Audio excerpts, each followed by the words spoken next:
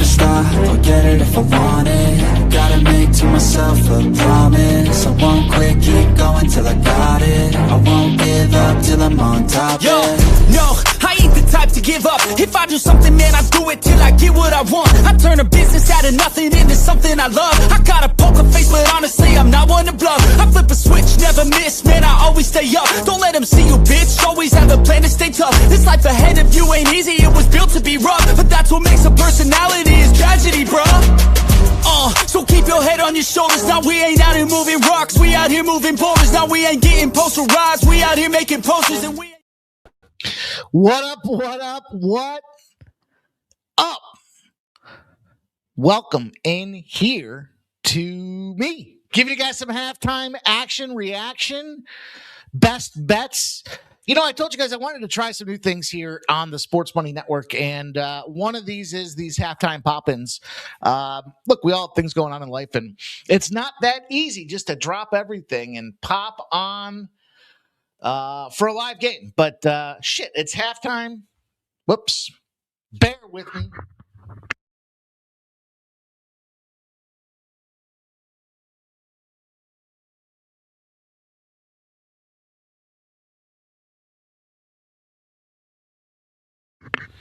And we're just like that, going to have our first guest of the first ever halftime pop-in show here at the Sports Money Network, you guys. So, hey, a little last minute, but it is Game 7. So it's a big game here. I think the reaction from the first half clearly has to be, missed turnovers, right? Shout out to my guy, Jose Bouquet, in the house. What up, brother? I was giving you a shout out this morning at about 5 a.m. for the UFC show. I hope you're doing well in the new digs, my friend. I'm glad that you are chasing the dream. So, listen, I did bet the San Antonio Spurs to win this game. A couple of things going on. One, I gave this playback out in November, and I also had some future bets there with the New York Knicks to play the Thunder and the New York Knicks to play OKC Thunder in this finals. So we're looking good one way or the other, but I just thought this is one of them spots. The reason I was there was mostly because of, frankly, the NBA play in there. A lot of those, or the NBA championship, the Summer Vegas tournament. You guys know what the hell I'm talking about here. I'm a little discombobulated, but I want to get you guys some halftime betting. So let's do that. I've got some spots here. So I did bet this game pre-flop with the San Antonio Spurs. And, I got a little sweaty. I mean, they kind of were going down the stretch here. We saw the gap get closed just a little. I see. Hey, fuck you guys that have a problem with my background here. This is called me doing it on the fly. Someone's got to step up, put their big boy pants on. It's fun to stream Game 3 on a Tuesday, but it is Saturday night, so it's only right that we come in here and get this thing tight. So, let me figure this out here real quick. Let's go. Let me get into this. Let me go. If my fucking guy Razor would use WhatsApp, I'd have a lot easier time than trying to get a text message downloaded to myself and then uploaded and everything else that goes into it. We got some time, though. We're not in a rush. But I want to see your guys' plays in the chat. Tell me what you think about what you've seen so far. Tell me any live bets you're sweating. Tell me what you're thinking as far as this game. And, hey, do we see it come down to the wire? Now, my suspicion, my expectation is that we see OKC Thunder close the gap. So, look, I think this is probably a good halftime spot. If you haven't gotten in there yet and you're looking to try to figure out a play to get it in live, yeah, I mean, they're the favorites. They came into this thing. Now, it was a short favorite at 3.5, but I'm going to let my Spurs bet ride. The fuck? I'm going to bring in my guest backstage here for the first ever NBA halftime pop-in show on the Sports Money Network. You know, you love them. We rock and roll for Monday through Friday baseball action. Fresh off of what do we have? 15 units on Friday, Shark? How you doing, brother? Doing great. You're talking 15 units. Let's make 15 units in the second half, potentially. What's going on? I think that is very much an option. I've got a couple player props that I want to get to, but I'm trying to get the background situated here. It came to my attention that ChatGPT dialed me. There we go. How's that for everybody? You guys are purist in the sense of the game. Shark, did you get anything in this game pre-flop? What were your thoughts? Even if you didn't get a bet in there, tell me what your thought was approaching the best name in sports, that is Game 7. Yeah, I have a Navy shirt on here, slightly disingenuous to what I'm doing here because the buy hat is engaged, Mike. We are in business. And, truthfully, I was giving shade to the Spurs home arena for wearing the rainbow colors. I'm not giving shade to the hat here. We love this hat. And, Mike, you and I have never done NBA content, but how beautiful is this print? Of course, brother. Of course. What's funny is when I first came across the Shark, it was NBA content. So, bro, is this the circle of life? Did we just come full circle? Did we just become best friends? If we hadn't been doing content for the last 7.5 months, 5 days a week, it seems like, I would say that. But I will say this: if the Spurs don't close business here, it happens. That's just Game 7.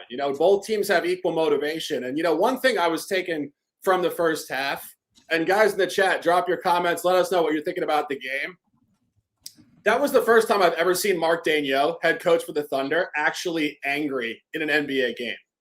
And maybe I wasn't watching the Thunder a few years ago when they stunk and they weren't the current version, but I've never seen the guy get jacked up like that. I was shocked. I didn't know he had that in his personality. He got a technical in the first half. He's screaming at the refs. He's mid-court. He's going full-scale Jeff Van Gundy. And so that all being said, he's going to rip them a new one in the locker room in the second half. They got 24 minutes to prove themselves. That's it. So I'm holding court with +3.5. I see a couple guys in the chat with +3.5. But Mike, what are you doing with this one? Yeah, so I love that +3.5. Like I said, I think this is that spot. And am I stubborn? Maybe to some degree, but I also haven't seen any reason. I mean, right off the gate for this game, they went into OKC and they're looking like this is, you said it during baseball. I loved it on when we were talking one of them road trips. It's a business trip, man. They got their business socks on. They are ready to go out there and rock and roll. Now, I did look for a couple of halftime bets, man, or player prop bets. So didn't have the best of luck in Game 5, but Game 6, I think I went 7 of 8 on player props. So I charted some. I wrote some of them down here, and I want to look at this as how it relates for us in live betting here as we look at the second half. So let's get to it, you guys. I've got some spots. Of course, you got to start off with points of the big guys, right? Big players make big plays in big moments. Shark, is that cliche overused or what? Yeah, it is actually, because crazily enough, sometimes the biggest games are the worst games to bet. I mean, we always kind of relatively bring it back to the Super Bowl. Even when we're talking baseball on a Tuesday, we always say we love the games nobody's watching actually, because the books have no clue what's going on.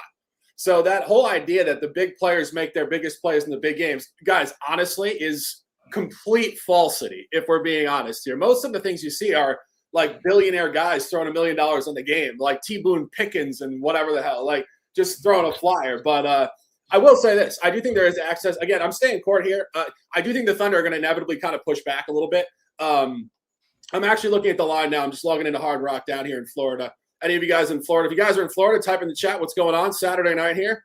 Hanging the hell out. It is a great vibe. I've got two quick player props for you guys. I've got SGA under 36.5 points, currently sitting at 19, and I've got Caruso. Give me some Alex Caruso. Pre-flop he was 10.5. He's 7.5 right now. So I went just a little off the beaten path, I think, for one of the two here, but I like those two numbers. 36.5. I'll take the under. As we do these pop-up shows, guys, I'm really excited about this for the football season. So we will get tighter as we go. But that being said, how can you not look at my guy? I mean, this guy's been cash money for us. De'Aaron Fox right now, over 8+ rebounds and assists. I'm going to take him 8+ at -130 and 10+ at +265.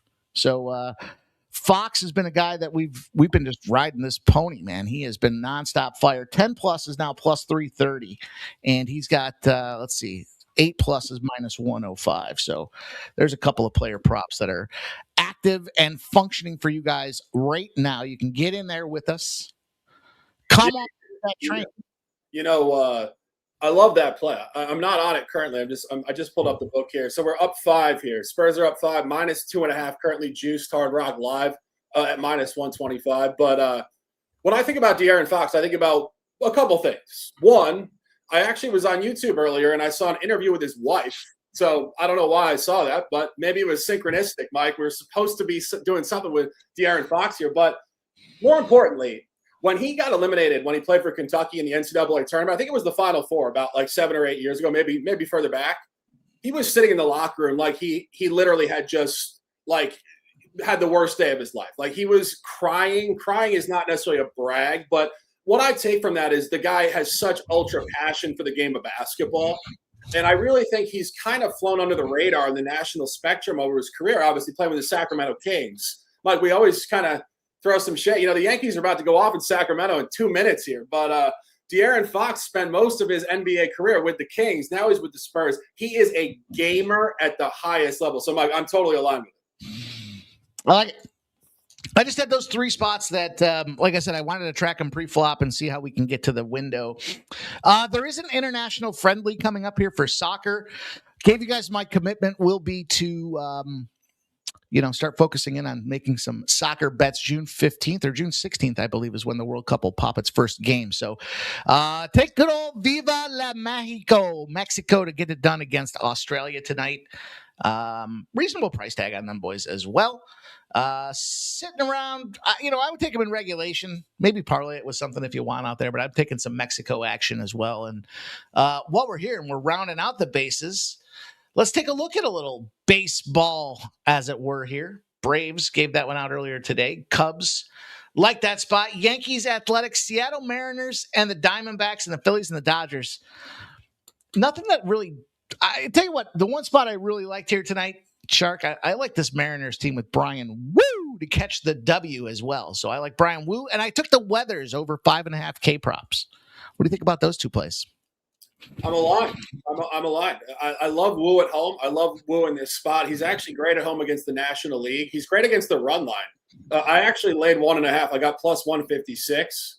I think you see margin here tonight. And last night I had Seattle to win. They had a margin develop and they gave it back and somehow got there in extras. I was thrilled to wake up to that in the middle of the night.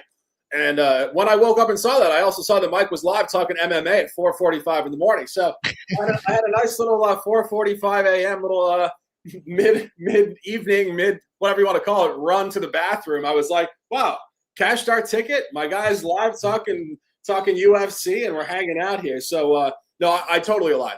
Absolutely. And I think also when something we didn't talk about actually on the show yesterday, the baseball show, I mentioned that the Diamondbacks had been way too hot in recent history, cleaning up Colorado and San Francisco. What I actually saw this morning when I looked at it, they have actually played Colorado and San Francisco, I believe, 13 straight games before this series. And they're 11-2 in their previous 13. So you talk about just clustering the bottom feeders in the NL West to get this good record. And I was watching MLB TV a little bit, and they're talking about the D-backs being like legitimately hot. And it kind of blows me away that they always fail to recognize the opponent matters in these conversations. If you beat the worst team in the league 12 in a row, you're not hot. You just beat a bad team. And so yeah, I love the Mariners tonight, Mike. Keep going. Such a great point there. We talk about quality of competition, right? That's what it comes down to is you beat up on a doormat. Now, conversely, if you get busted up by the doormat, that does kind of say something about who you are at that point in time as well. So there's something to be said there. But the Spurs come back and tie this thing up here. OKC did take a quick lead. It's going to be 63s as the Spurs go down the court. Little turnover action there. OKC, this game's getting a little physical. 8 minutes I got left in the third quarter. Yeah, when I was watching this in the first half, one of the things that I really took away from it is just how rare this game is to actually see the best players in the world play as if they're playing in the NCAA tournament. And, the biggest qualm that people have with the NBA is that the guys just don't give enough effort in the games. And this is basically like watching the national semifinal in the Final Four. just with the best players on earth. So you're watching the absolute best level of basketball you'll see in a 365 window here, Mike. And that's where the effort is. The turnovers in the first half were not actually lackadaisical offense. It was just effort on defense. I mean, I love to see it. Absolutely. Very interesting the way this game popped off there. It did look like San Antonio was going to just kind of run away. And then I don't know. I don't know if it was calls, ticky-tack BS, or what the case may be. But as they rolled through, and that game got tight there at the end, I think honestly, Spurs were lucky to come away with any kind of a lead at all. Our Lopez says, try Mike's NFL bet over third quarter, under fourth quarter. You remember that from last year, huh? Our Lopez. Look, we're trying some new things here on the channel, so I appreciate you guys that did pop in here for us. Kind of some thoughts around, these 1 o'clock and 4 o'clock games in the NFL. Shark talks about it being one of 16 or one of 17. There's only that many weeks to get involved, so we probably will see us pop in at halftime on some of these Sunday afternoons. Suddenly not so casual Sunday afternoon to share with you guys some thoughts, opinions, trends, plays that we're getting involved with, and ride with you guys through the start of those second half games. So kind of wanted to try it out a little bit here today as well. So appreciate you guys that are jumping in. If you like this idea, coming in here at halftime and sharing some ideas, drop us a 1 in the chat. And as always, put your best bets out there. Let's see what you guys are riding as well. You guys are fucking diehard, man. I love it. I see the squad is here. Nicholas Handy's checking in with us. Henry Colina's here. Jose Bouquet, my guy. Dana Delp's here as well. Michael B. Pops is in the house. Flea Mathis. Stop Geo. You guys rock, man. AJ's checking in with us as well. Daniel Barry Sports. Shout out to all you guys. Our Lopez checking in here. Fun stuff, man. Makes it fun to see the boys coming into the chat and looking to enjoy a little bit of fun as we try to cash some bets here. Man, I'll tell you what though, Shark, 4 a.m. is not fun. It is not fun at all. Now, you know what, Mike, it reminds me of a Josh Hart quote, and I think that's clearly applicable as we go into the NBA Finals. Take yourself out of your window for a second and think to yourself, how great is it to actually talk MMA and bet professionally at 4 a.m.? You could be going down to the docks to go out on the ocean at 4 a.m. And Josh Hart actually had a quote mid-season where somebody said, you're in a slump. The Knicks actually, I believe, had some sort of rut, around the holidays or something. They just looked totally out of sorts. They lost 8 out of 10. And Hart was in the locker room, and they said to him, what's wrong, this, and that. And he said, listen, there's 82 games. Everybody has ebbs and flows. This is not real struggle here. This is professional basketball. I'm getting paid, $20 million to play ball. So keep it relative. So, Mike, just pointing that out. When I wake up at 4 a.m., I'm like, you know what? I don't have to go to the docks and go sit out in the ocean. That is true. That is true. I was very thankful from that regard. I was just happy I woke up, honestly. Nothing's worse than that panic where you're like, oh shit, what time is it? And you realize you're 15 minutes late and nothing started yet. Doesn't start till I get there anyways. But oh man, the boys were there. They were ready to go. We attacked the squad this morning, cashed a curtain jerker right off the gate. I gave you guys on pregame and on Thursday, and I followed it back up on Friday with a nice little plus, I think it was plus 285, right off the hop for the very first fight. So if you joined me at 4:15 a.m., you were cashing plus 285 tickets. And that is why we do what we do. So the Atlanta Braves just walked home a victory 5-2 against the Cincinnati Reds. Gave you guys the Atlanta Braves. How about this one, Shark? Less than a minus 150 road favorite. They're now 12-0 on the season, the Atlanta Braves. We love to see it. And, Brady Singer is one of our favorite fades. He came through for us. You guys cashed it. Type Braves. And more importantly, Mike, we haven't done a live cheers in a long time. Hey. I got a little red wine, a nice little crystal glass. What do you have over there? I got a little Red Bull vodka, man. I got the juice that gives me the energy of life. So cheers, brother. Cheers up, fears down. No doubt. And if you guys are in the chat, please just drop your beverage. We're hanging out. It's Saturday night. As Mike said, I'll say it again. Cheers up, fears down. And it's a beautiful Saturday night, gentlemen. Let's go. Shout out to R. Lopez. Says UFC Live was plus 10 units easy. He says, thanks. Appreciate that, man. It was a good day. I had a nice cash out. That's how I told you guys the evolution of my week. I try to, if it's a good week, usually Sunday morning's the cash out. Usually it's a sloppy drunk 2:30 a.m. big cash out. Then Monday, I kind of go back in there with the bankroll and I build it up all week so that I can go fire again on Saturday. And man, we easily went through and got it done. So it was a good one here. But how about the WNBA, man? I'm on fire in the W right now, dude. I won 8 straight plays in the WNBA. It's fucking disgusting. Dare we call you the female whisperer? Shoo-wee. Some jerk off posted I love when the trolls respond to my comments because I was like, who the fuck is this guy? He don't follow me. I don't follow him. We don't have anybody in common. And yet I popped up on his timeline and he took the time to tell me that I'm a fucking loser. And I was like, all right, dude. Well, here's a link to the chat. Here's my 8-0 record. Here's my winnable link. Do me a favor and fucking put these in circulation for me, you dumb son of a bitch. Yeah. I mean, outside of the fact that, if you are a female whisperer, if anybody wants some dating advice in the chat, just hit Mike up in the DM. He'll tell you how to make the cold approach at the bar. But, the WNBA is a great product to handicap, no doubt. I mean, I'm sitting here talking about how we're finding a rare environment for the NBA where these guys are playing like it's a college game and it's so elite to handicap from a desperation standpoint. Like, that's what you see in the WNBA. I mean, these women really do compete. And they do play at weird times occasionally, and it's just was a little off, like in terms of normal grade of scheduling. But no, I mean, I plan on getting into it without question. I think just from a pure clarity of competitive dynamics standpoint, it's very profitable. So, by the way, nobody has typed in the chat that they're drinking. Mike, do you run a chat here where everybody is just at an AA clinic and you just out here? Stone cold sober. Everyone's fucking gassed from this morning, dude. Some of our West Coast friends were up all night doing it, and our East Coast friends got up early to do it. Man, I'll tell you what, I haven't heard from my brother pretty much since the show ended out there. He was in Buzz Central out there. He was Buzz Lightyear, man. He was. He had his sweater on. He was having a good time with it as well. So it was that kind of night. I didn't get after it. I was surprised myself. A couple cups of coffee and some water, and I still was hurting all day today, though.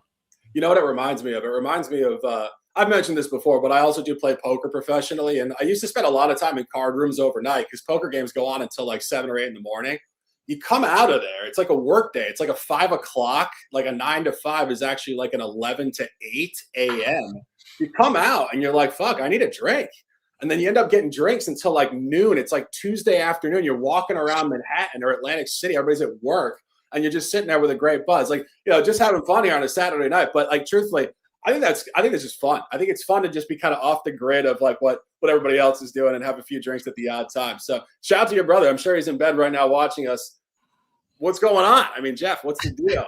Come out. But anyway, dude, I was watching those early afternoon baseball games and I was just like in and out. And then I found myself with the heavy breathing and I was like, man, it was like one of those situations where I was sleeping while my eyes were open. It was quite the endeavor as I was watching some disgusting afternoon ball, but oh, dude, I mean, like we were talking about it last night. Like Mike and I obviously do chat off the air quite a bit, and he was saying last night, like we had said early in the week, we thought the juice balls might be put into play, and of course that's speculative. Manfred's not giving a press release that we're changing the baseballs here, but you see these totals. I mean, yesterday was absolutely insane. If we're being honest, like the entire early card was like 6 to 5, 9 to 8, like every score. And then today at 4 o'clock, let the White Sox do what they do. They took care of business in the early game. No problem. Anthony K, 1 run. We're good, White Sox. We are good. But you look at the 4 o'clock slate, every single game went over, I believe. And some of them went over late, like crazy in the 9th inning, like absolutely obscene stuff. So we don't know. We don't have a press release from Manfred here, but guys, like we have entered kind of the summer window here of just crazy totals in baseball. That crazy quarter flag stick is Memorial Day, you guys, and I think we'll be in that window rolling through the 4th of July. So under bettors, be careful. You got to be selective with your spots. And then, of course, the Braves and Cincinnati Reds game stays under with a 5-2 total in that game, but we'll see here. You're thinking from a Sacramento perspective, you think this Yankees and Athletics game ends up getting over the number? You got Ginn on the athletic side of things here. Weathers, think we can see some runs? I do for a couple reasons, actually.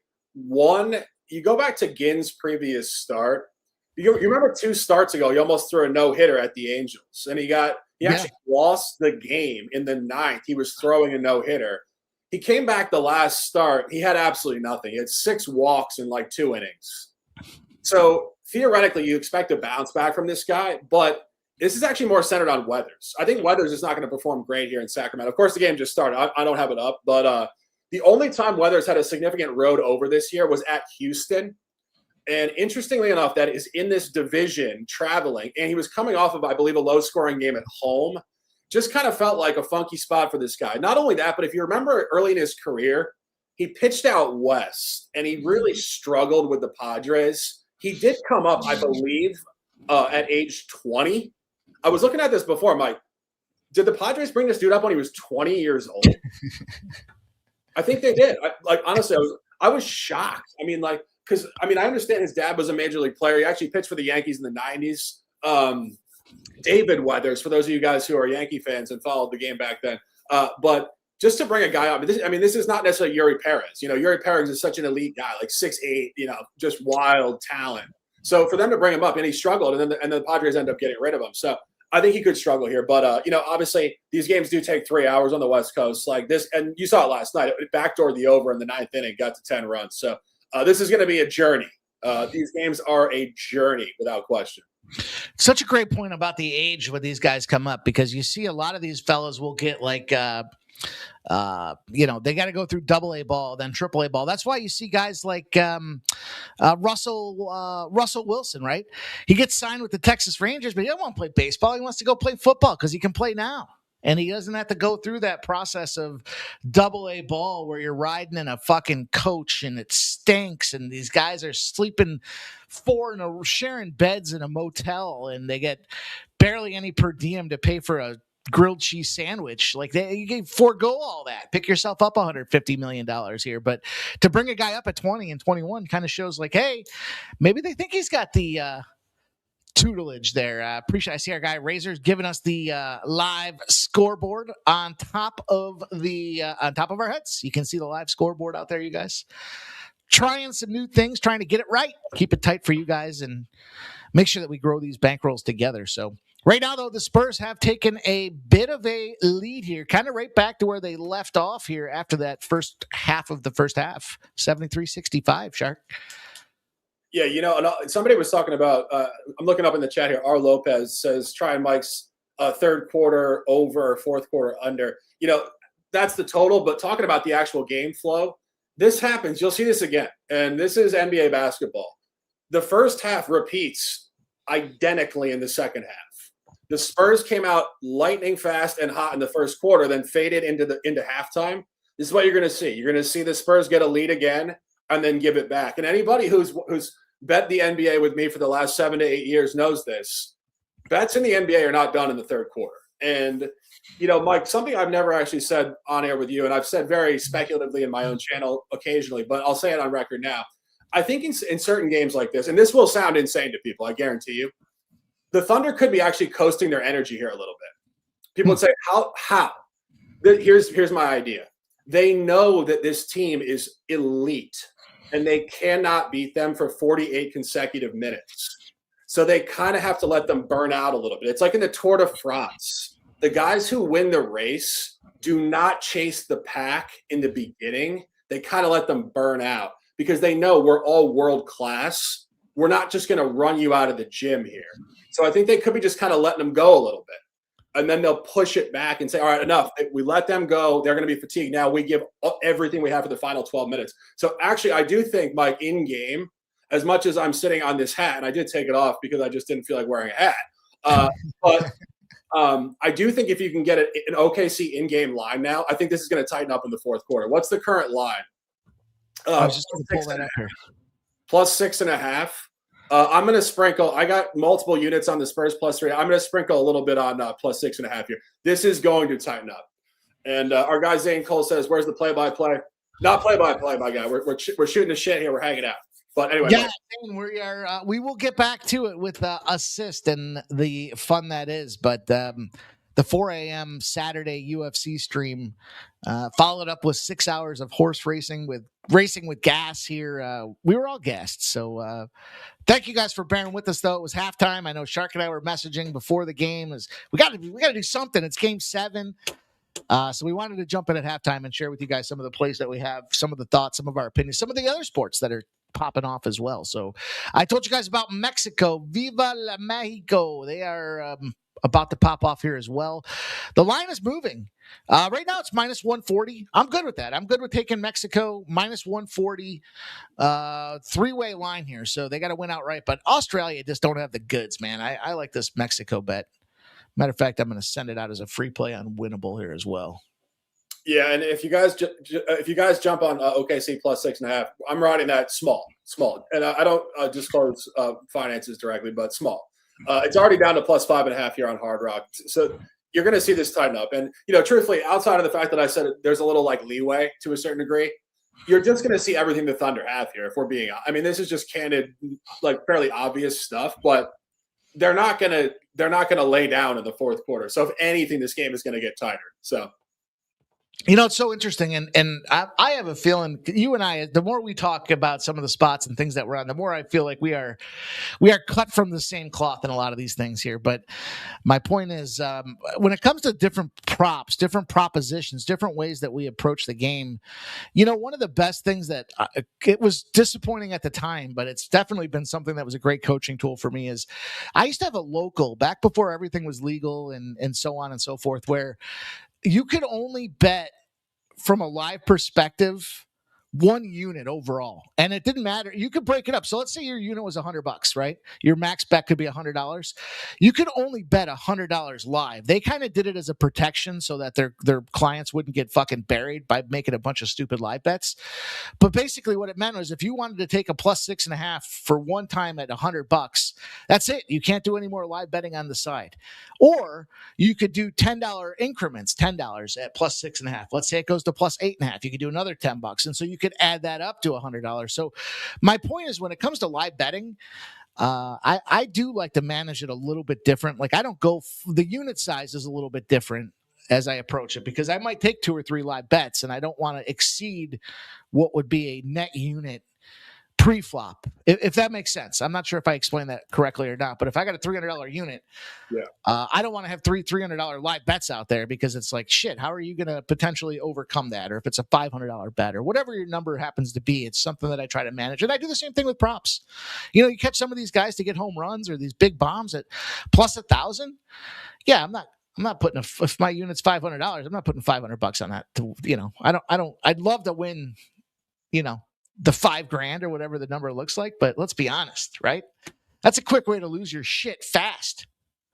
Yeah, no, I agree. No, and again, we always talk about these book lines and these book dynamics. Like the reason why the books offer in-game betting is because the books actually make a ton of money off of this. And it's like you said, people just get trapped emotionally within the wager, and it's so fast. That's the problem. All of a sudden you're literally you're upping your units in what is going to be literally less than 16 minutes of basketball. And it's mostly concept stuff too. Like we're just projecting they're going to push back. It's not like we've looked at the schedule and it's like the 82, the patterns, and it's really pre-constructed. It's very much on the fly. And they do trap you in your emotions too. And I speak from experience. Like that's one of the things that Mike and I also, the part of the reason why we do the shows together, and it's such a beautiful thing, is we speak from experience. Like we don't speak from like reading a book about somebody else's life. Like I have been in a situation myself years ago where I'm tacking on units in the fourth quarter. Like they're going to come back. They're going to make a run. And you're like, if I only have one, all of a sudden you put 2, what's 3? 3, what's 4? Like in your mind, you're so in the tunnel of it. What's another one? And then all of a sudden you lose and you're down 10 units in like literally a quarter of basketball. So they trap you in your emotions. And that's also, again, why it's offered. Because it's not easy to do, Mike. I couldn't have said it better. You're absolutely right. Spurs going to take a big bucket from downtown. It's going to be no good. But they do have an 8-point lead with 3.5 left on my clock here in the third quarter. Can we see the Spurs roll into OKC? Man, they were able the last 2 games to go out there and lock down OKC's defense on home floor. Now they're going to the visiting floor. They want more, man. They want more basketball. They want to get to this NBA championship here. That narrative, man, you gotta lose to figure out how to win. I never really subscribed to that. I get it. A lot of people were talking about this. I think you and I talked about this at one point, Shark. The Spurs got to lose this series so that they can come back next year and figure it out. Well, look, the Pistons lost last year so they could try to come back and figure it out, and that didn't work out. So Cleveland Cavaliers, that's another team that lost last year so they could come back and figure it out. I don't subscribe to that narrative. These guys, you think about them, like Wemby's so pissed off he can't do a post-game interview because he's just fucking hot mad at everybody, from the fucking scorekeeper down to the guy that runs the music in between the whistles. That's a guy that's used to winning at a high level throughout his entire career, whether it be Olympics or college or anything else that goes into it. So I don't subscribe to that. LeBron James, though, I will say, for what it's worth, he goes to Cleveland, has to go down to Miami to figure out how to win with the boys. Then he brings that product back to Cleveland and then over to LA, of course. But I just don't buy that entirely. Yeah, no, I agree. I mean, I think that it's very just spot specific. Like, every team is very unique to themselves. I mean, and I think what you're dealing with here, I mean, fairly obvious, but maybe not so obvious. Like, Wembanyama could be, when all is said and done, the best big man of all time. I mean, better than Wilt Chamberlain, better than Hakeem, better than Duncan. And this is where it's so interesting talking about this at the very beginning of his journey. I posted on X before, if the Spurs get through this game and they end up winning the championship, in my opinion, it's going to be like the 60s. And people would say, what the hell happened in the 60s other than Woodstock and post-war euphoria? Well, the Celtics won 10 out of 11 NBA championships, and we haven't seen anything like it since. The Lakers have dabbled in and out in that window, but not so dominant consistently. The Bulls had the 90s. You've seen the Warriors kind of have their window, and then other teams. We're kind of due for that. We're 60 years removed, and the NBA is such a product that lends itself to complete domination because it's just five guys. This is the polar opposite of professional NFL football, where you got 53, you got three different units. There's so many moving parts, and there's a lack of games. This is a huge amount of games, and one player can completely dominate if he's that elite. And Mike, we've said this before. We'll say it again. Wemby is 7'4". He shoots like a guard. He handles like a guard, and he has the mental makeup of Kobe Bryant. He is not only a unicorn on the court, he's in the mind. I mean, honestly, we can revisit this in 12 years after the Spurs have won 8 out of 10 championships. I honestly think it could happen, Mike. I really do. I think this could be the next sustained long-term dynasty in the NBA. And just jumping further on that, just in terms of the construct of the team, you look at the 60s Celtics. They had a great coach. This guy, Mitch Johnson, is a great coach. He's a Stanford guy. He didn't play in the league extensively, so he's well cultured as an actual coach. He's gotten tutored by pretty much the GOAT, Greg Popovich, for 15 years. And the Spurs core are all gamers. We were just talking about De'Aaron Fox, Stephon Castle, this guy Devin Vassell, Kelton Johnson. Their entire team are gamers. Like, Mike, if we had the last game on earth against the Argonauts, I wouldn't even go to the rest of the league. I'd be like, I'm just taking the Spurs. I don't need Steph. I don't need LeBron. Just give me the Spurs. They want it more. So I think they have every angle, every single thing in the Rolodex that you want to win a sustained window of NBA championships. That was a fun tweet you put out there earlier today about the making of a dynasty here. You guys, speaking of dynasties and live betting here, Caruso over 7.5 points. Halftime bet cashes for us. He's got 8 already, and he's on his way. So let's go. We got our winner already. Sadly, I think SGA is going to blast through his point total here. I really liked it, and he's just stomping me right now. He's got 31. I got his under 36.5. So probably going to take that out, but that's all right. We'll see what we can do with the rest of the board that we shared with you guys here. But we did get a winner already. Got one in the books. Off the record, like in the first quarter, I actually said to somebody, he's going to score 45 tonight. And the reason was I could see very quickly in the first quarter that the Thunder role players had absolutely nothing tonight. And Yeah. it just seemed like a game he had to take over if they were going to win. And that's exactly what you're seeing. I mean, you see this all the time. And like, it's such a narrative in the regular season that like superstars win titles. I'm sitting here talking about Wemby winning 10 titles. It's real. You know, when the game gets physical, the role players can't do anything. And it's the best tacticians, footwork, and scoring ability that do take, you know, center court. So that's what you're saying here. I think he goes off for 45. But You know, that's just such a great point because you say it and it connects the dots to me in saying things like, if you expect the Thunder to lose the game, which I did, then yeah, the role players have to essentially get shut down, and that means that, you know, one of two things happens, right? The big man, the guy, the go-to, just has a shit day, but realistically, everybody else around, he can go out there and put up 50. It's still not enough to carry the rest of the squad if they're B players or fringe personnel. So that's a great point.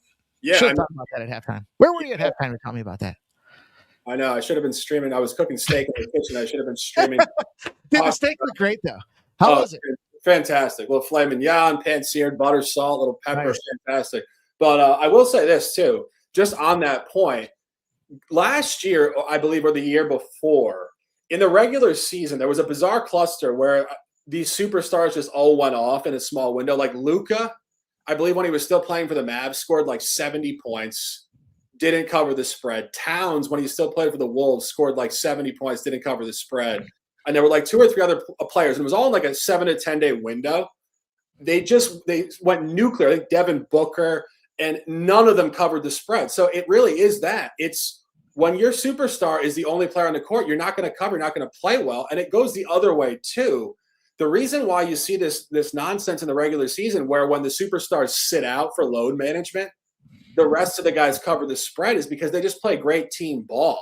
Yeah, that's a good point. It's such a unique dynamic where it's like, it's very counterintuitive to the media, where it's so sensationalized on superstars.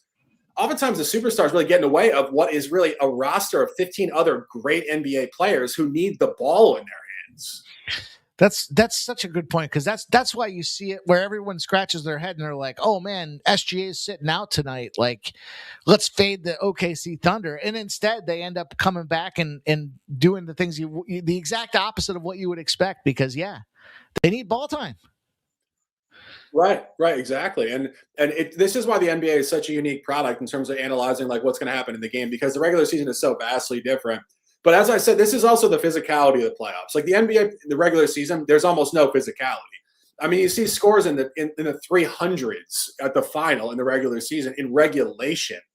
And when that's the case, everybody's getting what they want. And then you start to say, why do we even need superstars? They get in the way.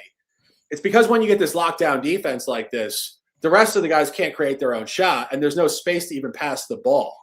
And that's where it becomes such an iso ball game just by default, because of the perimeter pressure. And that's what you're seeing here. And truthfully, another thing, if you could have gotten the live under in the first quarter, that would have been a great look too, because this is slowing down as we go. And our guy in the chat said he was going to take the fourth quarter under. I think you're on your way there already here. Yeah, such a good look on the plus 6.5 as well, because we're pretty much down to that coin flip that we always talk about. Exactly. And this fourth quarter is going to be an absolute gem. I mean, like I was talking about it before in terms of just being like far more than a game 7, and it really is, because we haven't seen a dynasty in the NBA since the Warriors, and that was a long time ago. If you really think about it, it was like 8 years ago. I mean, they did catch a title in 2022 without Kevin Durant against the Celtics, but the real dynasty was literally almost a decade ago. And the NBA functions great with dynasties because they have a villain. The media can paint the picture. The media's already started to do it. You're watching ESPN, Jason Williams, the dude from Duke, is out there trashing SGA, and like they're already stirring the pot. Like they want the 2-time champion. They can just villainize, and then they create this dynamic to talk about in barbershops. But that's what you're dealing with here. If the Thunder win, it's the beginning of a little dynasty. But if they lose, welcome to the party, Spurs. I mean, really, like this is where they could go on a historical run. And of course, the other side of it being the Knicks. If the Knicks get involved, the Knicks do have better matchup data against the Spurs. They have not played well against the Thunder in the last 3 years. So Knicks fans, I think if you guys are Knicks fans in the chat, our guy Elmore in there, a bunch of guys, Dale hanging out, Knicks fans have to want the Spurs, I would imagine. But I would think so. Yeah. Yeah, that makes a lot of sense to me, especially to your point. I mean, you don't want to have to take down the Thunder. It's funny because we talk about these trends and stuff for baseball, and I say some of these teams are going to be statistical outliers. When you look at the Thunder, man, they're fucking trending in everything. But it's just because for like 2 seasons, they were double-digit favorites and covering spreads nonstop. So it's like, of course, everything's going to look good for the Thunder. But yeah, that being said, if you're the Knicks, you'd rather not be. I would imagine you'd rather not be playing the Thunder. Now, some people kind of have that adage like, it doesn't matter, we'll play who we have to. But shit, screw that. If I was on the other side of things as a player, I'd be like, yeah, let the Spurs knock off the Thunder in 7. We'll take a beat-up team that we have some better matchup data against. And why wouldn't you think that way? You're competitors. Yeah, I mean, there's a rare person that wants the harder road. Maybe I might be one of them, actually. I'm of that same ilk a little bit. Yeah, I don't want it easy. Especially if it's the right competition. Like if somebody's really like at that high level, Mike, you and I have talked about this off the air, actually. Like you want to level up, you got to, challenge yourself a little bit to level up and work harder. So truthfully, I don't know if I would take the easy road when it comes to the NBA, but I do think in terms of just the overall window of what we've seen in the last few years, I mean, the Knicks have gotten absolutely owned by the Thunder. There's no question about it. Yeah. Just looking at as we go into the fourth quarter here, little box score evaluation, which I think is interesting. Spurs are up 3. So you always ask yourself when you go into the fourth quarter, is that score representative of the box score and the shot distribution? The Spurs actually do have 8 more field goal attempts in the game, and the free throws are pretty even. The Thunder have 4 extra, and that's to be expected. It's the Thunder. They flop. Not only that, they're getting a home whistle in game 7, but a 4 gap is not big for them.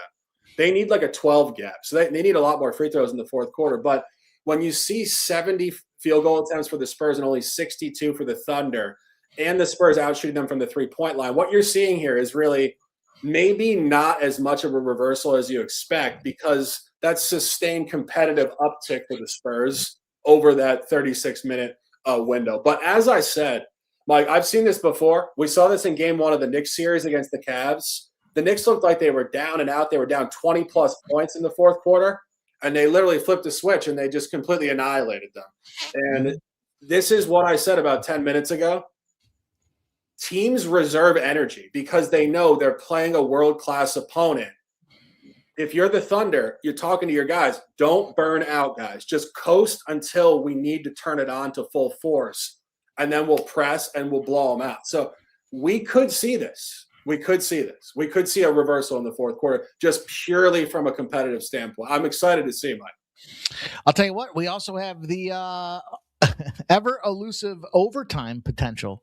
Plus 850 right now here. This is a tightly contested game. I don't think anybody's ready to pack it up and go home. It's game 7, baby. The favorite 2 words in sports, game 7. And I'm here with my guy, the Shark, doing it with you guys live here at the Sports Money Network on this Western Conference Final Saturday. Suddenly not so casual. Shark, I'm going to catch a refill real quick. I'll be right back. You good? Yeah, sure. But yeah, no, this fourth quarter is going to be a classic, because this is really this is a game changer for the next 10 years. It really is. You're going to see the Thunder either assert pressure and win, or the Spurs are going to be, we're talking 2 words, game 7, 1 word, disruption. Because when you're the Thunder and you win a championship, you go all the way into June, and last year's finals was highly competitive against the Pacers. Then you play 82 games, you grind through it, you get all the way to this point and you lose. Fast forward to next year, guys. The Thunder are not going to be on it to jump off the season. I'll tell you that. It's extremely deflating to compete at that level for that period of time and not get the title. You'll see a really flat version of the Thunder. So this is extremely, extremely important in terms of NBA history, what we're about to watch here, guys. If you guys are in the chat, type what's going on. If you guys are having any beverages, as we said, we're joking around. We're having a little wine here. It is Saturday night. I have to remind myself it's Saturday night oftentimes, guys. I swear, when you're doing this professionally, it's 24/7, 365. Tuesday morning feels like Saturday night. Saturday night feels like Tuesday morning. But hope you guys are cashing tickets. Our guy says, Cubs, baby, cash it.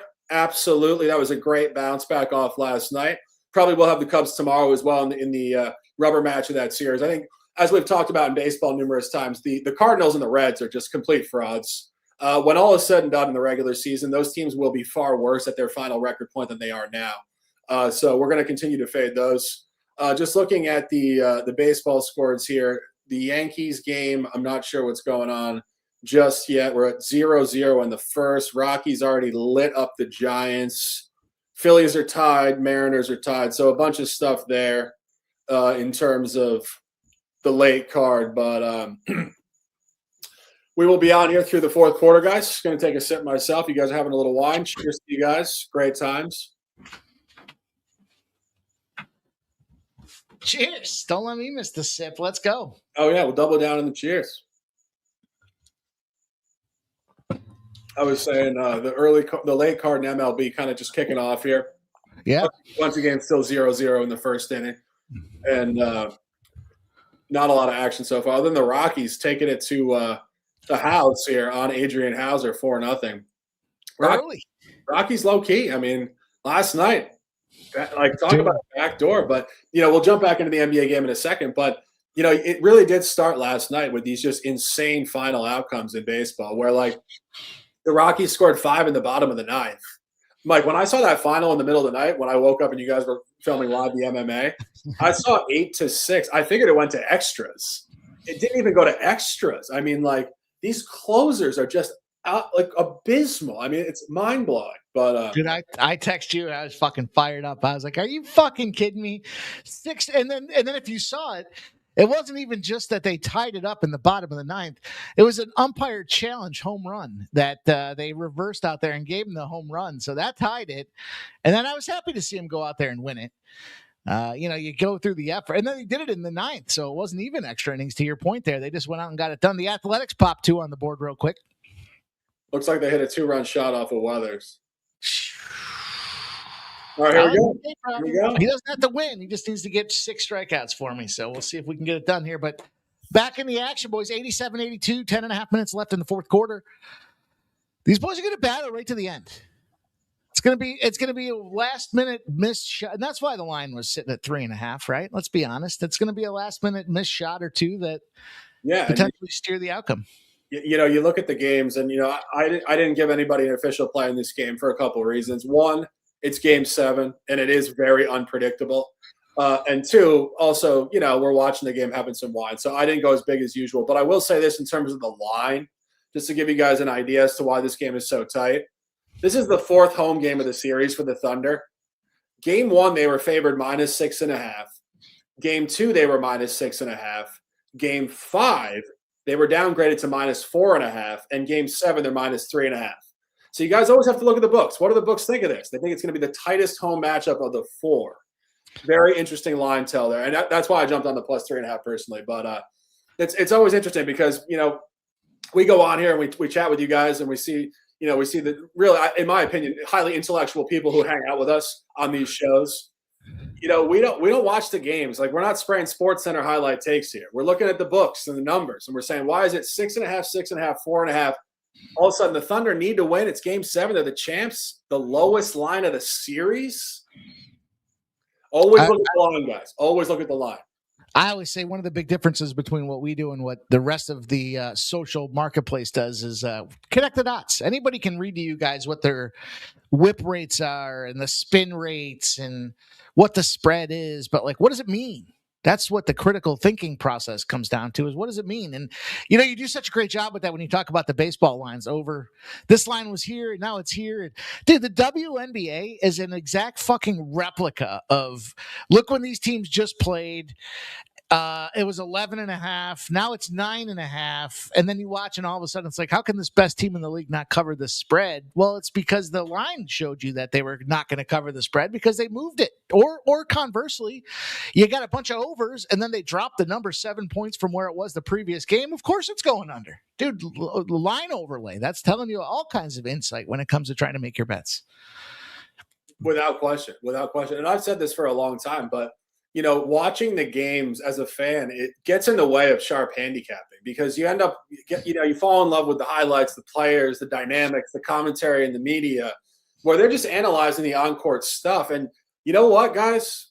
The sports books know all of it, and they put it into the line. So whenever you hear somebody say, but the line is made like this because of this reason, I always say, the sports books know more than us. They know that too, clearly, so it's already in the line.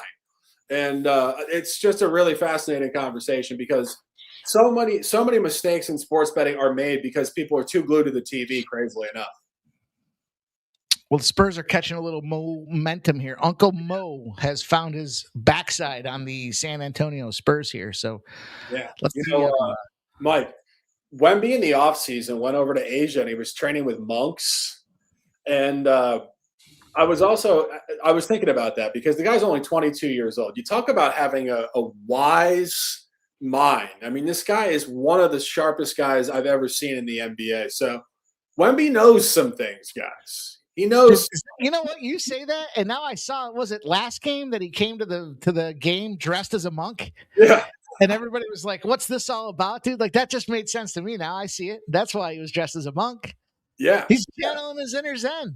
Well, and also like you talk about again, like a wise man here. Like Carter Bryant on the Spurs is only 20 years old. Wemby's 22, so it's like a senior in college talking to a sophomore. In the last game, Carter Bryant did something great. Wemby's sitting on the bench, and he looks at him and he goes, "I'm proud of you." Like he was his dad. And he's only 22. He's like a rookie himself. So you talk about like certain times you see veteran guys getting arrested. Like, like older people are not necessarily more mature and wiser. Sometimes the youngest guys on the team are wise. And Wemby is, he has the mind of like literally like a far older human being there. So. I like that.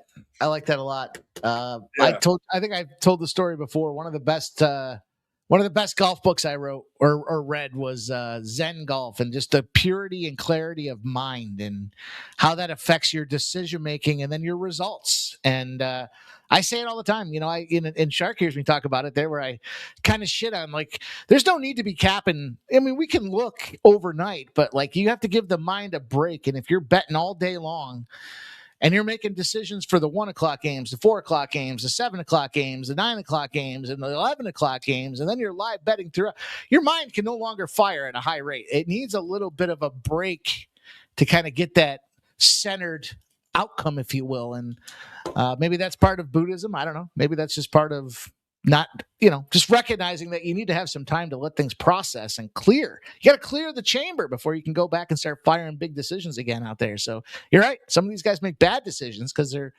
in the moment. They're excited with their friends. Maybe they've had a few too many drinks, and then it's like, oh, let's just keep making bad decisions. And then they compound each other. Bad decisions can compound and become quicksand. Yeah, no, absolutely. And, you talk about, especially in the contemporary world now where the cell phone is 24/7. Like, you got to just put the phone away for a minute, and it's like, it's such a paradox from the standpoint that, 25 years ago, we had no access and betting was illegal in most spaces. And you had to go through a bookie. It was very backward. It was incredibly difficult to even handicap because the information was barely available. Now it's flipping the other side. It's too much information, too much access, too many angles. So guys, just be aware of that in your own life. Like just sitting here on a Saturday night, like we're at the bar talking about like self-improvement and just handicapping, like how to improve. Detach a little bit, find your angles and don't oversaturate because it won't do anything better for you. If anything, it'll just clutter your mind. And I know that again from personal experience. Like when I first started betting in a serious way, I'm looking at line moves, line reads. I'm looking at what I now call line functionality, which at the time I didn't even know what it was. I was figuring it out for myself. I was trying to figure out, does it matter if teams play home road? Is it this, and that? Like handicapping is so complicated. You need to figure out some sort of fluid process or else you're going to drive yourself half insane. And that's why, like, Mike and I always talk about we're sitting in a bubble here with intellectual people in the chat. We're not really in a sports book here where we could be with hundreds of people that are literally clueless spraying this game 10 ways sideways. And that's why sports books are billion-dollar enterprises because people are cluelessly betting. Yep. I see it time and again, man. We see it all the time. You and I talk about it all the time. And a lot of these a lot of people that listen to channels all day long, and then it's like, boy, you can't catch a winning ratio because you're just paralysis by analysis is kind of that terminology that I think makes a lot of sense when it comes down to it here. You got to find what works for you, and you got to get a routine. You're big on that, dude. You're big on, I know when we get done with baseball, you're like, all right, I'm going to go work out. I'm going to come back. I'm going to do this. I'm going to do that. And then we're going to watch some games. Like, all right, dude, that's it. You got to have a process for process improvement. What up, Sweaty Butcher? No, absolutely. And, like in terms of, no, just in general, like you have to have that discipline. And not only that, but I've said this numerous times, and I think a lot of times people think that maybe I'm just saying something cliche, but the way I model is I model as if I'm the sports book. I look at their numbers and I read their language as the numerical language it is. So most of the content you're watching is people outside of the numbers trying to sort of interpret what it means based on highlights and peripheral stats. A long time ago, that's how I handicapped. I gave up because I said the books have all the same information and they print that into their line. So if you can just read their lines as the language, all of the peripheral information is embedded into the line. And that's the bottom line. And it's actually easier when you do it that way because you have to do so much less research on the periphery, if we're being honest. And, just one more point on that, Mike, when we do shows, and it's fun to do these pop-up shows because we're kind of hanging out like it's just an evening at the bar, but like a lot of the stuff we tell you guys on the shows, that's relatable stuff because we want to have a relatable conversation. Like if Mike came on here and we actually gave you our real handicaps, I'd sit here and I'd be like, all right, that's a 3 gap left. It's off 2 games, 2 losses, road home splits. It's coming short 3.5 points. The projection is 9 points north of that. Bang. You guys would be like, what the hell are you talking about? What the fuck was that? That's the lab. That is the pregame lab. That's the game. And then we come on and we give you guys, intelligent, relatable conversation. But that is real. That is real, Mike. That's such a great point, dude. You do develop your own language at some point, and that's how you internalize it and make it your own. J Dub says that sounds Greek to me. Yeah, but that's what it comes down to. Is like it makes like I'll say like I was talking earlier today with the fellows on the UFC show, and I was like, in this spot, this is a double 11. And, to me, it's like, all right, I get all the other stuff that goes into it, but everyone else is like, what do you mean? They won 11 and what? Huh? What? Huh? Why? Oh, so yeah. you got to develop your own language. But yes, I agree. We try to make it make sense for everybody out there. 97-91, 6 minutes, 48 seconds left. As you can see with our scoreboard on the screen here, you guys. Hopefully you guys enjoy the synchronized process. Definitely didn't have it today for the UFC, but we were still okay. We were still within a few seconds of each other. Redbeard says bars downtown still decent, Shark. He lives local to me down here on the coast. I haven't been down at the bars in a long time. I got to be honest. As I said, it's kind of like Tuesday morning here, Saturday night. We're betting, we got action. It's like we're working. Yeah, that's kind of the beauty of it, actually. Like back in the day when I first started doing this professionally, and as I said, I played poker before I actually bet. This is going back to 2007. You couldn't even really bet, honestly. I was in Pennsylvania. You had to go through bookies. It was incredibly sketchy. I loved that, actually. I loved the fact that I could work whenever the hell I wanted. Like, it's nighttime, I feel good vibes. Let's work. And then you embed your work with your fun, and it's just a great life. But, no, I haven't been at the bars in a while, my guy. So, I don't know. I heard there's always some good ladies down there, though, I think. I don't know. Like, we gotta rendezvous and find some women. Yeah, we got to have the old meet and greet, man. We're trying to figure it out. We have all these incredible ladies in our chat. Kelly and Chickadee Sports. Kelly's probably banging her head into the wall right now, crunching numbers overnight in Pittsburgh. She's grinding, but she's looking to see when skiing starts again so she can shit talk me for fading skiings again. It's all right. Who does she have tomorrow? Is it Ashcraft? Is it Ashcraft tomorrow? I think. Dude, I didn't even look. After Keller is usually Ashcraft. It's so funny when you get that 4 a.m. UFC. It's like it's just Fry City for like the rest of the day. It was why it was like, we talk about the strange WNBA times, but it was like, all right, like I got one at 1, I got one at 6. Like I can get my hands around those spots here. They do have Ashcraft tomorrow. Yeah. Zebby Matthews and Braxton Ashcraft. Yeah. Zebby Matthews is actually a player. he's actually I like him a lot actually. So that could be a tough spot. I think he might shove 6'5", 225, 26 years old. Second year, third year here. Yeah, we'll see. I mean, I got to handicap it in the morning, but will be interesting. Are guys looking for some NHL action for game one? I'll probably be a guy not to tail because unfortunately I feel like it's Carolina Hurricanes time. You know, you look at the last number of Stanley Cup playoffs, it's been like Florida, Tampa, Florida, Vegas, Colorado. Like Carolina's just been kind of lying in the weeds, getting beat up by either Tampa or Florida in the East, and now it's their time to shine. But I like that Vegas story, man, and I guess that's probably going to, 2 weeks before the season ended, Shark, the Vegas Golden Knights were sub 500 team on the outside looking in, and they fired their coach. There's a goal for Mexico in the international friendlies. Also a run by Seattle Mariners. So they fire their coach 2 weeks left in the season. They're sub 500. They bring in John Tortorella. All of a sudden, they get on a little bit of a run, and they're now in the Stanley Cup Finals as a team that brought a orphaned goaltender in here. He had gotten dropped by the Philadelphia Flyers because of a Team Canada sexual assault allegation and yada, yada, yada. The league goes on and on and on here. But Vegas Golden Knights now find themselves as Stanley Cup winners early here, a playoff finalist several times in their early expansion career. That's a spot, man. I like Vegas. Yeah, that momentum is real. You know, when you were saying that, it reminded me of the Giants winning championships with Eli Manning coming out of nowhere. Yeah, and it really is momentum. And, you talk about like hockey being such a different sport from basketball where there is just so much variance in the game. Like it's not one player can't dominate just based on the way the game plays. The puck luck, the bouncing, like everything about it. Like, what do? They shift lines. There's 4 lines. They're not on the ice. Like the average, the top players only play like what? Like maybe like 20 to 25 minutes at most. Yeah. So you have less control. And like you think about an NBA game, we're talking about SJ going off for like 45 points. Like in the NBA, you like a single player can completely take over the game. I mean, we saw Wilt Chamberlain score over 100 points. And in hockey, they got to sit on the bench for more than half the game just by default, just based on the way the game plays. So think about the effectiveness of a hockey player, right? A hockey shift, one line, one time on the ice should be no more than like 50 seconds.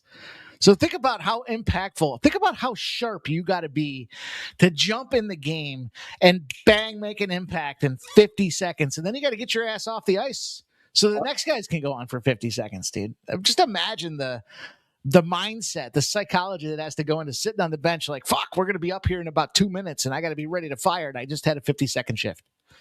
Oh, I know. I'm just thinking about like off the ice. Like it's got to be so like chaotic for these guys, like as a lifestyle almost, because like their entire success rate in their career is based on like being like sort of like spit out of a cannon into like chaos. 1 minute at a time.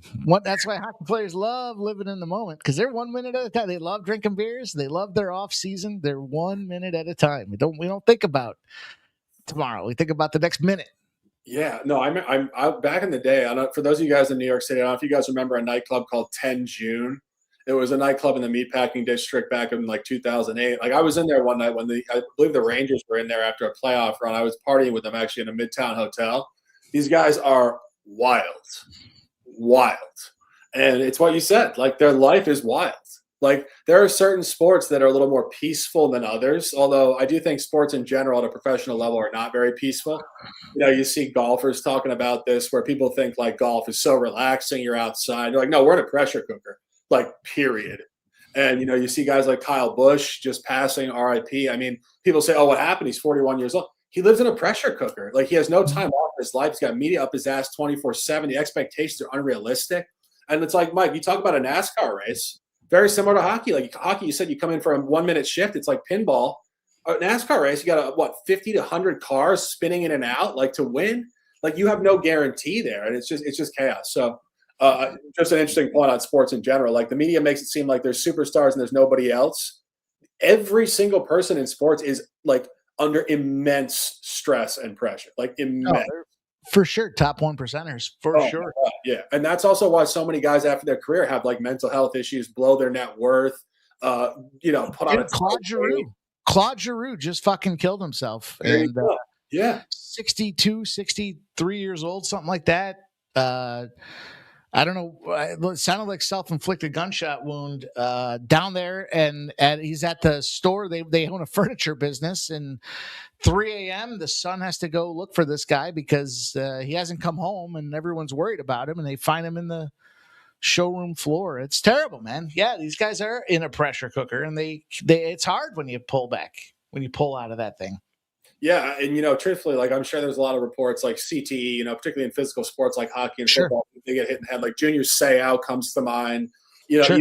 Even the criminality of a guy like Aaron Hernandez Yeah. had been hit in the head 100 times. He's not thinking straight, whatever. But the other side of it is purely not getting hit in the head. It's just the lifestyle is highly unsustainable for people. Like just anybody in the world. Like so many people want to be pro athletes. They want to be like these guys under the microscope. No, you don't. You really don't. Like, trust me. It's not really that fun at all. And that's where you see guys like Nikola Jokic being like, I'm out, guys. I don't even want to go to the parade. I'm going home. He's annoyed he's got to go do the championship parade because he's got shit. He wants to go back home and race the straps with his pony. It's like, dude, I respect that, dude. In all fairness, I respect that. Like, oh, hell yeah. And like the media is so invasive on these guys. Like, they're just trying to go home and relax, and they're asking stupid questions and out of context questions. And like, no, and the whole thing, the whole idea that they get paid so much money, like that's stale for me, because when you see professional athletes that don't even like being pro athletes, even in their mansions with their resorts and islands, there's happier men in the world like Mike and myself who just have normal houses and have a great channel. I mean, happiness does not lie in mansions, resorts, and islands under the microscope of the media. So, guys, just a general comment on that. Like, and I remember we were talking about this on the MLB show when the Yankees fans were giving Volpe a hard time, and I said, give him a break. It centers back to that. Like, these guys are just human beings that are talented. Like, they don't ask for this type of exposure. They don't really want it oftentimes. So, interesting stuff there. That's why it's tough to go to a giant media market like a New York here. The Rockies are putting the belt to ass on the San Francisco Giants. Also, the Mariners find themselves 2-0 on top of the Diamondbacks. Big second inning for the Seattle Mariners there. So a couple of spots to fathom here. And I mentioned Mexico, boys. I gave you guys Mexico there. Mexico's up 1-0 in the international friendly against Australia. Really covering all the bases here on a Saturday night. But Brian Wu tonight is locked in so far. 5 Ks through only 2 innings. And this guy is really kind of a hot and cold pitcher too. When you get him locked in, he is capable. Crazy to say, because we've never talked about this on the baseball show, but he's the type of guy that could throw a no-hitter on any given game. He has that type of stuff. And, crazily enough, like, I've mentioned it with the Seattle pitching staff, like Emerson Hancock, these other guys. Wu is right there with them. Like, they are elite. And, Mike, when you said that they're a great team and they're just kind of in a slumber right now, you said this is the beginning of their upward journey. Like, this is right where we are here. It's Saturday night. It's May 30th. This is why we're buying the Mariners. This is where they skyrocket upward. And it is their pitching staff for sure. Yeah, that was a big play. Champagne throws it up there, doesn't get the 3, but Harper slides in across the slot, picks up the sloppy seconds, and drops it home. Chris Warren says, big play, representative of Spurs basketball. It is. Absolutely. High-level competition. They're up 12 now. This is done. I mean, don't want to say that, but there's a 3 as I say it. All right, there's the 3. Here we go. This is basketball, man. We're talking basketball. Let's go, man. Appreciate everybody that's tuned in for our little pop-up halftime show. Hopefully you're enjoying your Saturday night as much as my guy Shark and I are. I'll tell you what, my guy had a filet that looked fantastic. I got to see it. I knocked down a ribeye last night that would have knocked your socks off. Nice little 1.5 inches thicker, almost a 2-pounder. Man, I got about halfway through it and I was like, I could keep eating this, but I'm going to stop because I'll be fucking throwing up. Well, that was before the show. That was Saturday at night. That was I don't know, 7 o'clock at night, 8 o'clock at night, 8 o'clock at night, I guess. That's so right. Then I fired that down. I did some UFC capping while I watched the rest of baseball, and then I continue to update our tracker for bases loaded. What a fucking day we had yesterday, dude. I know we're living in the past here and it's all about the future, but we fucking stomped everything yesterday. If it wasn't for that Rangers double dip where I had the first half under and the full game under, we would have been up like 20 units yesterday. It was fucking on fire. It was the most plays we've given out in a show, and we just dominated, dude. We won the parlay. You were jacked up about that parlay too, dude. I went in on it too. I was like, man, my guy Shark's jacked up on this parlay. I'm fucking getting in this thing, dude. It was easy money. I mean, there was weird outcomes in those games, but glorious, dude. It was a great run. I think it was about a 12 or 13 unit day yesterday in baseball. I mean, you even gave out that fucking alt line and the Atlanta Braves -3.5, dude. I know. You're like, yeah, just put a half unit on this, but still, it was like 250 or something like that, 230. It's great. No, I know. I mean, like, even today we had Atlanta -1.5 as well. You know, like, and this is where you just get into the market with these teams, and they just really take care of business. And you know, as we've said so many times, like, we'll say this, and Mike, I mean, we're not stopping anytime soon with these shows. I mean, this is really the beginning, and it's unbelievable stuff. But you know, we're going to be looking back on this stuff in years, and we're going to say, guys, remember when we said when we lost a few units for like a month that we were about to dominate for the next 5 years, and we did. And then maybe like, you know, month 9.5, we had another little downswing. Like, you guys really need to understand, if you want to win long-term, this is 24/7, 365. Yeah, if you want to look back 10 years from now, set a reminder in your phone, May 28th, 2026, because the 29th we fired, and I've been firing ever since, man. It's fucking glorious. Once you get hot, you want to stay hot too. Isn't that so much fun? Oh, whether it be the WNBA or the UFC or UFL, I've been picking up. I think I'm 3-0 in my last 3 UFL plays. Like, it don't matter what it is. Once you get that, we talk about the clarity of mind, man. Once you get that vision. Remember playing? I don't know if you ever played Tiger Woods. You know, when you had PlayStation or whatever. Once you get that Tiger vision on, man, that ball's going in the hole. It don't matter how far out you are. Oh, it's true. I mean, and you know, that confidence, it doesn't come randomly. It's not bizarre luck. It's because of, as you said before, it's because of process. It's because of years of work. Like, you know, the inside of the game. You're not outside the game. You're inside the game. And then it hits. But, you know, being inside the game doesn't mean you're going to win every day either. It's just, but it's also have to have the knowledge that this is just the ebb and flow, and you're not worried ever. And if you guys notice, when we lose, we come on, we have the same charisma because we're not worried, because we know this is a 24/7, 365 project. And, you know, anybody that's too wrapped up, and unfortunately, most of the industry is too wrapped up in the small window stuff. Mm-hmm. It's the constant flux, Mike. It really is. You have to be centered in the moment. And at the same exact time, you have to be totally zoomed out on the moment to understand the long window perspective. You have to have both simultaneously. Let's take a second to ask you guys, if you haven't done so already here, we're down to the last minute in the fourth quarter. It's a battle, but smash that thumbs up if you haven't done so. We'll come back to you guys and close this game out.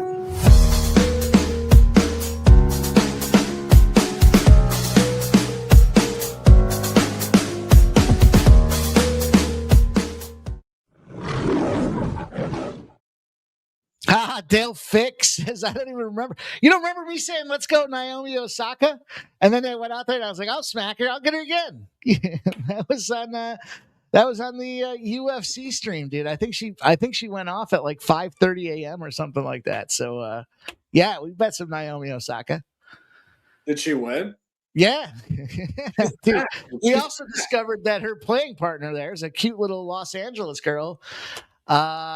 Just turned 18, and she's gonna have herself a fun career. So I think it was Eva Jovic or something like that. Oh, but yeah, worth looking up for sure. But yeah, we bet Osaka, and the first one was a 7-6 tiebreaker. I think the second one was a 7-6 tiebreaker the other way, and then Osaka came out in that third set and got on top and never looked back. So yeah, that was fun money. We cashed a couple of non-UFC bets out there, but dude, we were firing in the UFC. We had some great plus money spots across the board. Some round 2 finishes, plus 900s, plus 1100s.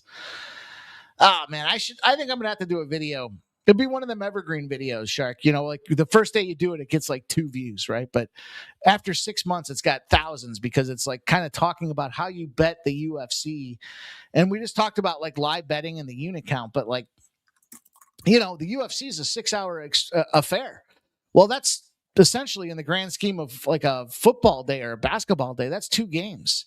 So if you're a $100 bettor, you know, maybe your bankroll for 6 hours of UFC should be $200, 2 units, and you figure out how to dissect that because we're smacking 900s, 1100s, 2500s, just fucking stomping these big plus money spots out there. But if you play them right, you can make some really great money. Agreed. And, you know, that's another snapshot purely to what we said about capping numbers and not sports. Because how can you possibly know 10 different sports like the back of your hand? You don't. But you know the numbers, and you can count the numbers, and that is, Chris is making a great comment. They will not call a foul on the Thunder. You know, the refs are a totally different conversation. I will say this though, I think that the refs, from what I saw, at least in the first half, did center the matchup reasonably well, where they were giving so many free calls to the Thunder for the last handful of games. Like this seemed to be more centered, and as I said when we were capping the second half, the free throw gap was only +4 to the Thunder. I said it had to get to +12. I'm going to look at the box score now. What is it now? Yeah, I was just trying to pull that up too. Currently, it's 20. It's still 3. So this is done. That's it. The Spurs are going to win. That's a game. Dude, there is a world out there here, barring, I don't even want to jinx it, but I'll say it anyways. Fuck it. SGA, I got his under 36.5 points. He's got 35 right now. There's a world that can cash. That's game. It's done. That's it? It's a game. He scored 43. Yeah. Oh, no, he scored 35. 35. We'll cash it. We'll cash that one as well. We did not get the Fox play, though. And Mike, we're here. It's official. 111-103 final. The Spurs are going to the finals. Let's go. Buy, hat, engage, baby. The rematch of the 1999 NBA Finals. Back then, it was Marcus Camby. It was Larry Johnson. It was Tim Duncan, year 1, David Robinson, Sean Elliott, and others. A young Popovich.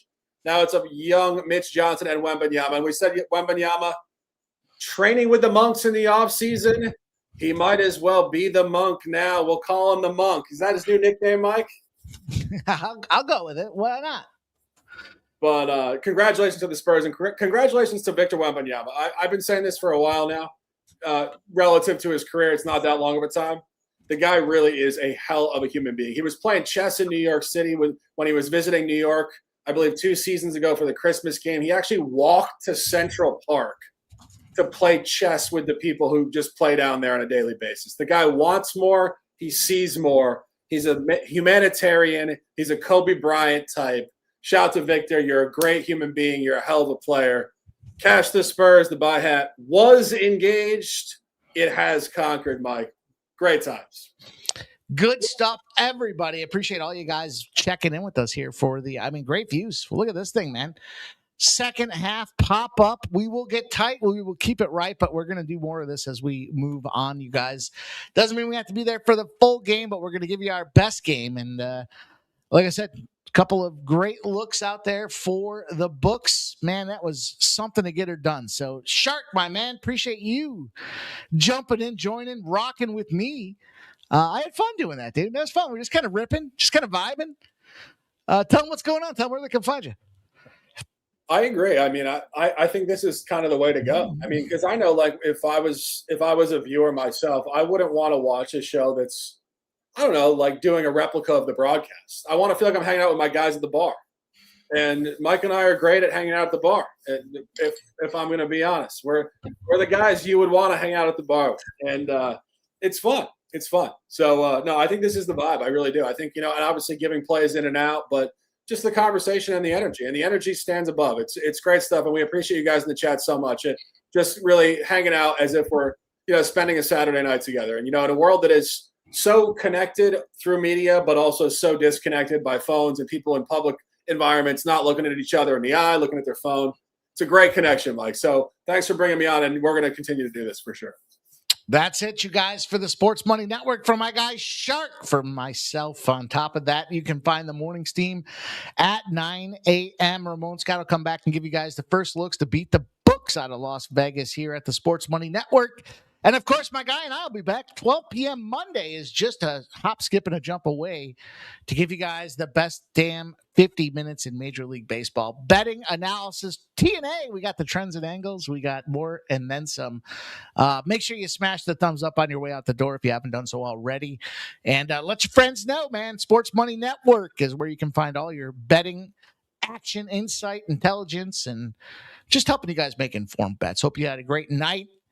And we'll be back to do it again and keep it right. See you guys soon. I'm like an addict, do I gotta have it. I ain't even playing, got a really bad habit. If it moves, gotta grab it, fuse like a magnet. Lose, won't have it till I'm doomed in a casket. I ain't playing, got a weird mind. If you work 8 hours, I'm a